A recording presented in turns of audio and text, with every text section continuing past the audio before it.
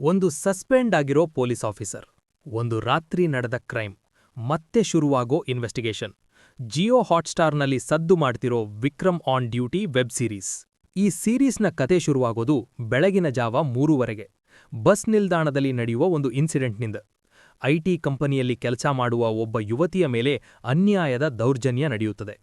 ಸದ್ಯಕ್ಕೆ ಕೆಲಸದಿಂದ ಸಸ್ಪೆಂಡ್ ಆಗಿರುವ ಪೊಲೀಸ್ ಆಫೀಸರ್ ವಿಕ್ರಮ್ ಈ ಕೇಸನ್ನು ಕೈಗೆತ್ತಿಕೊಳ್ತಾರೆ. ವಿಕ್ರಮ್ ಯಾಕೆ ಸಸ್ಪೆಂಡ್ ಆಗಿದ್ರು? ಈ ರಹಸ್ಯದ ಹಿಂದಿರುವ ನಿಜವಾದ ವ್ಯಕ್ತಿ ಯಾರು?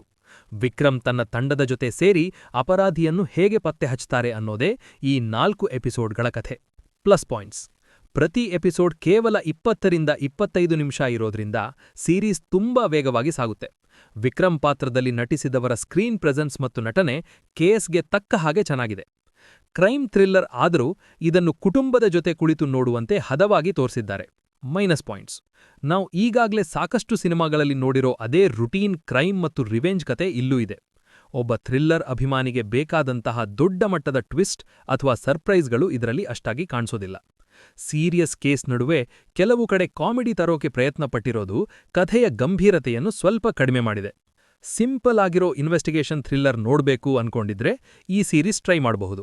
ಆದರೆ ತುಂಬಾ ಡಿಫ್ರೆಂಟ್ ಆದ ಕಥೆ ಬೇಕು ಅನ್ನೋರಿಗೆ ಇದು ಸ್ವಲ್ಪ ನಿರಾಸೆ ಮಾಡಬಹುದು.